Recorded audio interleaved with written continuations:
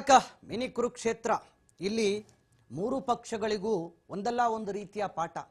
ವಿಶೇಷವಾಗಿ ಜೆಡಿಎಸ್ ಪಕ್ಷದ ಅಳಿವು ಉಳಿವಿನ ಪ್ರಶ್ನೆಯಾಗಿತ್ತು ಎಲ್ಲೋ ಒಂದು ಕಡೆ ಚನ್ನಪಟ್ಟಣ. ಯಾಕೆಂದ್ರೆ ರಾಜ್ಯದಲ್ಲಿ ಈಗಾಗಲೇ ಏನು ಕಳೆದ ವಿಧಾನಸಭೆ ಚುನಾವಣೆಯಲ್ಲಿ ತೀರಾ ಕಡಿಮೆ ಸ್ಥಾನದಲ್ಲಿ ಗೆದ್ದಾಗ ಜೆಡಿಎಸ್ ಪಕ್ಷದ ಅಳಿವು ಉಳಿವಿನ ಪ್ರಶ್ನೆಯಾಗಿತ್ತು. ಅನಂತರ ಬಿಜೆಪಿ ಜೊತೆಗಿನ ಮೈತ್ರಿ ಈಗ ಫಲಿಸುತ್ತಾ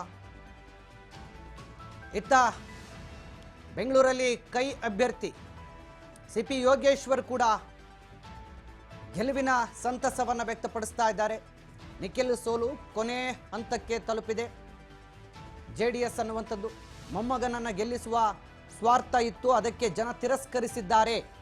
ಕುಮಾರಸ್ವಾಮಿ ಸ್ವಾರ್ಥ ದುರಾಸೆಗೆ ಮಗನನ್ನೇ ಬಲಿ ಕೊಟ್ಟಿದ್ದಾರೆ ಅಂತ ಹೇಳಿ ಸಿಪಿ ಯೋಗೇಶ್ವರ್ ಕಾಂಗ್ರೆಸ್ ಅಭ್ಯರ್ಥಿ ಈಗ ಗೆಲುವಿನ ನಂತರ ಕೊಡ್ತಕ್ಕಂಥ ಸ್ಟೇಟ್ಮೆಂಟ್ ಆಗಿದೆ. ಮೊಮ್ಮಗನನ್ನೇ ಪಣಕ್ಕಿಟ್ಟು ಮಾಜಿ ಪ್ರಧಾನಿ ದೇವೇಗೌಡರು ತಮ್ಮ ಪಕ್ಷವನ್ನು ಉಳಿಸುವಂತ ಪ್ರಯತ್ನ ಮಾಡಿದ್ರು. ನಿಖಿಲ್ ಸೋಲು ಕೊನೆ ಹಂತಕ್ಕೆ ತಲುಪಿದೆ. ಎಸ್, ಹಾಗಾದ್ರೆ ಜೆಡಿಎಸ್ ವಕ್ತಾರರಿದ್ದಾರೆ ನಮ್ಮ ಜೊತೆ. ನಾನು ಈಗಾಗಲೇ ಹೇಳ್ತಾ ಇದ್ದೆ, ರಾಜ್ಯದಲ್ಲಿ ವಿಧಾನಸಭೆ ಚುನಾವಣೆಯಲ್ಲಿ ಕಡಿಮೆ ಸ್ಥಾನಗಳಲ್ಲಿ ಗೆದ್ದ ಬಳಿಕ ಜೆಡಿಎಸ್ನ ಅಳಿವು ಉಳಿವಿನ ಪ್ರಶ್ನೆಯಾಗಿತ್ತು. ಬಿಜೆಪಿ ಜೊತೆ ಮೈತ್ರಿ ಮಾಡಿಕೊಂಡು ಪಕ್ಷವನ್ನ ಮತ್ತೆ ಪುನರ್ಸ್ಥಾಪಿಸುವಂತ ಶತ ಪ್ರಯತ್ನದಲ್ಲಿ ಎಚ್ ಡಿ ಕುಮಾರಸ್ವಾಮಿ ಅವರಿದ್ರು. ಇತ್ತ ಪುತ್ರ ನಿಖಿಲ್ ಕುಮಾರಸ್ವಾಮಿ ಈಗಾಗಲೇ 2 ಚುನಾವಣೆಗಳಲ್ಲೂ ಕೂಡ ಸೋಲನ್ನು ಕಂಡ್ರು. ಇದು 3ನೇ ಚುನಾವಣೆ. ಈಗ ಗೆದ್ದಿದ್ರೆ ಯುವ ನಾಯಕನಿಗೆ ಒಂದು ದೊಡ್ಡ ಶಕ್ತಿಯೇ ಸಿಗ್ತಾ ಇತ್ತು. ಆದರೆ ಈ ಸೋಲಿನಿಂದ ದೊಡ್ಡ ಮರ್ಮಾಘಾತವೇ ಎದುರಾಗಿದೆಯಾ ಜೆಡಿಎಸ್ ನಾಯಕರಿಗೆ. ಇದು ಮತ್ತೆ ಪುನಶ್ಚೇತನ ಪಡ್ಕೊಳ್ಳುವ ಹಂತಕ್ಕೆ ಬರೋದಾದ್ರೂ ಹೇಗೆ ನೋಡೋಣ. ಜೆಡಿಎಸ್ ವಕ್ತಾರರು ಏನು ಹೇಳ್ತಾರೆ ಅಂತ ರಿಷಿಕ್ ವಿವನ್ ಗೌಡ್ರೆ.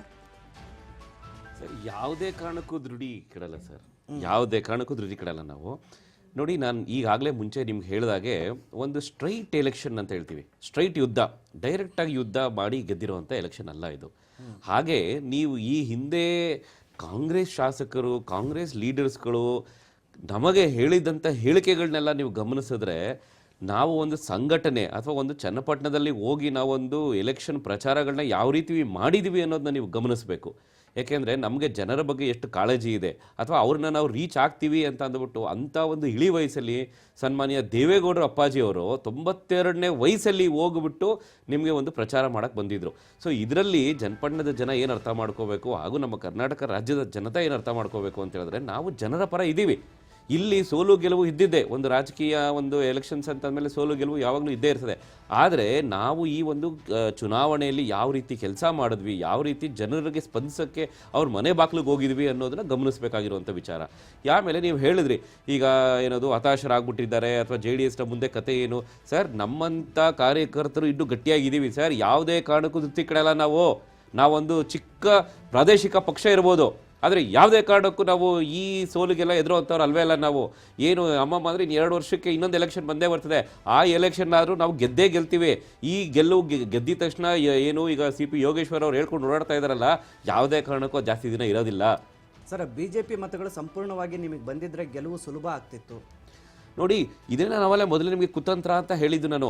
ಈಗ ಲಾಸ್ಟ್ ಮಿನಿಟ್ವರೆಗೂ ನಮಗೆ ಒಂದು ಉಸಿರಾಡೋ ಅಂತ ಟೈಮ್ ಕೊಡೋಕ್ಕೆ ಬಿಡಲಿಲ್ಲ ಇವರು. ಈಗ ನಮ್ಮಲ್ಲೇ ಕ್ಯಾಂಡಿಡೇಟ್ ಆಗ್ತೀವಿ, ನಮ್ಮಲ್ಲೇ ಈಗ ನೋಡಿ ಫಸ್ಟು BJPಯಿಂದ ಕ್ಯಾಂಡಿಡೇಟ್ ಆಗ್ತೀವಿ ಅಂತ ಹೇಳಿದ್ರು.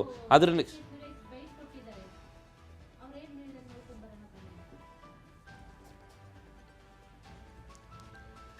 DK ಶಿವಕುಮಾರ್ ಮತ್ತು DK ಸುರೇಶ್, DK ಬ್ರದರ್ಸ್ ಚನ್ನಪಟ್ಟಣದ ಅಖಾಡದಲ್ಲಿ ಭಾರಿ ದೊಡ್ಡ ಮಟ್ಟದಲ್ಲಿ ಸದ್ದು ಮಾಡಿದ್ರು. ಪ್ರತಿಷ್ಠೆಯಾಗಿ ತೆಗೆದುಕೊಂಡಿದ್ರು ಚನ್ನಪಟ್ಟಣ ಉಪಚುನಾವಣೆ ಕದನವನ್ನ. ಈಗ ಅವರ ಏನು ಆ ಒಂದು ಪ್ರತಿಷ್ಠೆಯ ಹೋರಾಟದಲ್ಲಿ ಜಯ ಅವರದಾಗಿದೆ. ಹೀಗಾಗಿ ಈ ವಿಜಯದ ಸಂದರ್ಭದಲ್ಲಿ ಫಾರ್ ದ ಫಸ್ಟ್ ರಿಯಾಕ್ಷನ್ ಗೆಲುವಿನ ನಂತರ DK ಶಿವಕುಮಾರ್ ಏನು ಮಾತನಾಡಿದ್ದಾರೆ ನೋಡೋಣ. See, I don't believe this whatever your exit polls. Always my strategy on exit polls is different.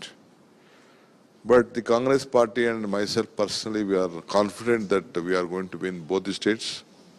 The margin may not be too big. but within a margin, we are going to farm in both districts. That is my firm commitment on the people of this country. They need a strong opposition. ರಾಜ್ಯದ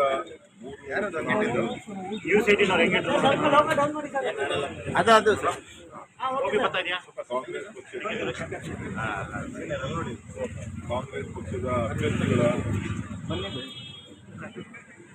ವಿರೋಧ ಪಕ್ಷಗಳ ಒಂದು ಗ್ಯಾರಂಟಿಗಳ ವಿರುದ್ಧ ಏನು ಪ್ರಹಾರ ಮಾಡ್ತಾ ಇದ್ರು,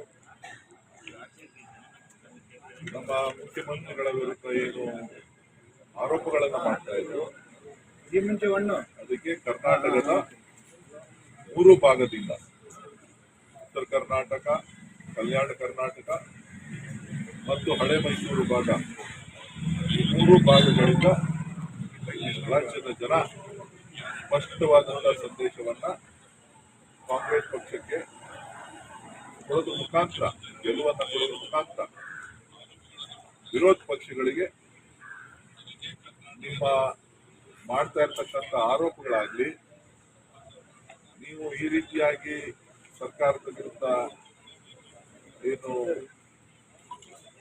ಇಲ್ಲ ಸಲ್ಲದ ಕಾರಣಗಳನ್ನ ಒಡ್ತಾ ಅಭಿವೃದ್ಧಿಗೆ ತಡೆಯನ್ನ ಒಡ್ತಾ ಇದ್ರಿ, ಇದು ಸರಿ ಇಲ್ಲ ಅಂತ ಹೇಳಿ ಜನರು ಇವತ್ತು ತೀರ್ಮಾನವನ್ನ ಕೊಟ್ಟಿದ್ದಾರೆ.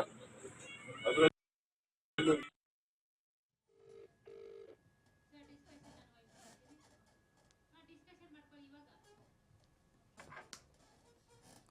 ಎಸ್ ಈಗಾಗಲೇ ಮಾತಾಡ್ತಾ ಇದ್ರು ರಿಷಿಕ್ ವಿವನ್ ಗೌಡ್ರು. ಸರ್ ನೋಡಿ, ನಾನು ಈಗಾಗಲೇ ನಿಮ್ಗೆ ಹೇಳ್ದಂಗೆ ಈಗ ಡಿ ಕೆ ಬ್ರದರ್ಸ್ ಅವರ ಹವಾ ಅಂತ ಹೇಳ್ತೀರಾ. ಸರ್ ನಾನು ಕೇಳಕ್ಕೆ ಬಯಸ್ತೀನಿ, ಈ ಹಿಂದೆ MP ಎಲೆಕ್ಷನ್ಸಲ್ಲಿ ಇದೇ ಮಾನ್ಯ ಡಿ ಕೆ ಸುರೇಶ್ ಅವರು ಯಾಕೆ ಸೋತರು? ಅವರು ಆ ಸೋಲಿನ ರುಚಿ ನೋಡಿದಾರಲ್ವಾ? ಚನ್ನಪಟ್ಟಣದಲ್ಲಿ ಲೀಡ್ ಬಂದಿತ್ತು ಅಂತ ಕಾಣುತ್ತೆ ಸರ್. ಸರ್ 80,000 ಓಟ್ ಆಗಿತ್ತು ಅವ್ರಿಗೆ ಚನ್ನಪಟ್ಟಣದಲ್ಲಿ. ಇರಲಿ, ಒಪ್ಕೊಳ್ಳೋಣ. ಆದರೆ ಇಲ್ಲಿ ನಮಗೆ ಈ ಚನ್ನಪಟ್ಟಣದಲ್ಲಿ ನಾವು ಈಗ ಗೆಲುವಿಗೆ ಏನು ಕಾರಣ ಅಂತ ಹುಡುಕಕ್ಕೆ ಹೋದರೆ, ಸೋಲುವುದಕ್ಕೂ ಏನು ಕಾರಣ ಅಂತ ನಾವೇನಾದ್ರು ಒಂದು ವೇಳೆ ಹುಡುಕಿದ್ರೆ, ನಮ್ಮ ಸಂಘಟನೆಯಲ್ಲಾಗಲಿ ನಾವು ಜನರಿಗೆ ಸ್ಪಂದಿಸೋ ಒಂದು ವಿಚಾರದಲ್ಲಾಗಲಿ ಎಲ್ಲೂ ಒಂದೇ 1% ಅಷ್ಟಾದರೂ ಕಡಿಮೆ ಆಗಿಲ್ಲ ನಮಗೆ. JDS ಪಾರ್ಟಿಯಿಂದ, JDS ಪಕ್ಷದಿಂದ ಹಾಗೂ ನಮ್ಮ NDA ಮೈತ್ರಿಕೂಟದಿಂದ. ನಾನು ಈಗಾಗಲೇ ಹಲವಾರು ಬಾರಿ ನಿಮ್ಗೆ ಹೇಳ್ಕೊಂಬಂದಿದ್ದು, ಇವರು ಮಾಡಿದ್ದು ಅಂತ ಒಂದೇ ಒಂದು ಲಾಸ್ಟ್ ಕುತಂತ್ರ ಸ್ಟ್ರಾಟಜಿ ನಮಗೇನು ಅಂತ ಹೇಳಿದ್ರೆ, ನಮಗಾಗಲಿ ನಮ್ಮ BJP ಅವ್ರಿಗಾಗಲಿ ಈ ಕ್ಯಾಂಡಿಡೇಟ್ ಹಾಕುವಂಥ ವಿಚಾರನೇ ನಮಗೆ ಬಿಗ್ಗೆಸ್ಟ್ ತಲೆನೋವು ಮಾಡ್ಕೊಂಡು ಕೊಟ್ಟರು, ನಮಗೆ ಇಶ್ಯೂಸ್ ಮಾಡ್ಕೊಂಡು ಕೊಟ್ಟರು. ಯಾಕೆಂದರೆ ನಮಗೆ ಲಾಸ್ಟಲ್ಲಿ ಈಗ ನಮ್ಮ ಕಾರ್ಯಕರ್ತರು ಯಾರೊಬ್ಬರು ನಿಲ್ಲಿಸುವಂಥದ್ದ, ಅಥವಾ ಅನಿವಾರ್ಯವಾಗಿ ನಿಖಿಲ್ ಕುಮಾರಸ್ವಾಮಿ ಅವ್ರನ್ನೇ ಕರ್ಕೊಂಡೋಗಿ ನಿಲ್ಲಿಸಬೇಕು ಅನ್ನೋವಂಥದ್ದ, ಇಂಥ ಒಂದು ಪೊಸಿಷನ್ಗೆ ತೊಗೊಬಂದು ನಿಲ್ಲಿಸಿದ್ರು ನಮಗೆ. ಸರ್ ಅಭ್ಯರ್ಥಿ ಇಲ್ಲ ಅಂತಲ್ಲ ಸರ್, ಇಲ್ಲ no no no no no ನೋಡಿ, ಇದು ತಪ್ಪು ಕಲ್ಪನೆ. No no no sir, no no no sir, ನೋಡಿ ಇದನ್ನ ತಪ್ಪು ತಿಳ್ಕೋಬೇಕು. ನೋಡಿ ಕಾಂಗ್ರೆಸ್ ಅವರು ಇದನ್ನ ಹೇಳೋವಂಥದ್ದೇ ಇಲ್ಲ. ನೋಡಿ, ಕಾಂಗ್ರೆಸ್ ಅಲ್ಲಿ ಅವ್ರದೇ ಆದ ಅಭ್ಯರ್ಥಿ ಇರೋ ಹಾಗಾಗಿದ್ರೆ ನಮ್ಮಲ್ಲಿ ನಿಮಗೆ ಏನದು ಕುತಂತ್ರದಿಂದ ಯೋಗೇಶ್ವರ್ ಅವ್ರನ್ನ ಲಾಸ್ಟ್ ಮಿನಿಟ್ ವರೆಗೂ ಯಾಕೆ ಕರ್ಕೊಂಡು ಹೋಗ್ಬೇಕಾಗಿತ್ತು ನೀವು? ಅಲ್ಲ, ಕೇಳಿಸ್ಕೊಳ್ಳಿ, ಈಗ ನಮ್ಮಲ್ಲಿ ನಾವೊಂದು NDA ಮೈತ್ರಿಕೂಟದಲ್ಲಿ ಇದ್ವಿ. NDA ಮೈತ್ರಿಕೂಟದಲ್ಲಿ ಇರ್ಬೇಕಾದ್ರೆ ನಮ್ಮ ಕ್ಯಾಂಡಿಡೇಟ್ BJP ಅಲ್ಲಿ ಇದ್ದಾಗ ಯೋಗೇಶ್ವರ್ ಅವರು ಅನ್ನೋತ್ರ ಅಂತ ನಾವು ಯೋಚನೆ ಮಾಡಿದ್ವಿ. ಅಲ್ಲಿ ಲಾಸ್ಟ್ ಮಿನಿಟ್ ವರೆಗೂ ಅವ್ರನ್ನ ಇರಿಸ್ಬಿಟ್ಟು ನೀವು ಒಳ ಕುತಂತ್ರ ಮಾಡಿಬಿಟ್ಟು ನಮಗೆ ಡೈರೆಕ್ಷನ್ ಲೆಸ್ ಮಾಡ್ತಾರಲ್ವಾ, ಇದು ಕುತಂತ್ರ ಅಲ್ವಾ? ಇದು ಕಾಂಗ್ರೆಸ್ ಅವ್ರು ಮಾಡಿರುವಂತದ್ದು, ಹೇಳಿ, ಇದು ಕುತಂತ್ರ ಅಲ್ವಾ ನಿಮ್ಗೆ? ಇದ್ರ ಜೊತೆಗೆ ಹೇಳಿಕೆಗಳು ಯಾವ ತರ ಇತ್ತು ಎಲ್ಲ ನೀವು ಒಂದು ಪ್ಲಾನ್ ಅನ್ನು ಮಾಡ್ಕೊಂಡು ಬಿಟ್ಟಿದ್ರಿ ಸರ್. ಯಾವುದೇ ಕಾರಣಕ್ಕೂ ಇಲ್ಲ ಸರ್, ಕೇಳಿಸ್ಕೊಳ್ಳಿ, ಯಾವುದೇ ಕಾರಣಕ್ಕೂ ಇಲ್ಲ, ಯಾವುದೇ ಕಾರಣಕ್ಕೂ ಇಲ್ಲ. ನೋಡಿ, ಗೆಲುವು ಸೋಲು ಬೇರೆ ಇರ್ಬೋದು, ಆದ್ರೆ ಅಲ್ಲಿ ತಂತ್ರ ಕುತಂತ್ರ ಅಂತ ನಡೆದಾಗ ನಾವು ಮಾಡಿರುವಂಥದ್ದು ತಂತ್ರ, ಅದು ಯಾವುದೇ ಇರಲಿ, ಯಾವುದೇ ರೀತಿಯಾಗಿರಲಿ. ಆದರೆ ಕಾಂಗ್ರೆಸ್ನವ್ರು ಒಪ್ಕೊಂಡು ಹೇಳಿ, ನಿಮ್ಮಲ್ಲೇ ಕ್ಯಾಂಡಿಡೇಟ್ ಇರೋ ಹಾಗಿದ್ರೆ ಯೋಗೇಶ್ವರ್ ಅವ್ರನ್ನ ಯಾಕೆ ಕರ್ಸ್ಕೊಂಡು ಹೋಗಿ ನಿಲ್ಸ್ಕೊಡ್ತಾ ಇದ್ರಿ ನೀವು? ನಿಮ್ಗೆ ಹಂಗಾದ್ರೆ ಯಾವುದು ಫೇಸ್ ವ್ಯಾಲ್ಯೂ ಇರುವಂತ ಕ್ಯಾಂಡಿಡೇಟ್ ಇರ್ಲಿಲ್ವಾ ನಿಮ್ಮ ಕಾಂಗ್ರೆಸ್ ನಲ್ಲಿ? ನಮ್ಮ ಪಕ್ಷದಲ್ಲಿ ನಮ್ಮ ಸಿದ್ಧಾಂತ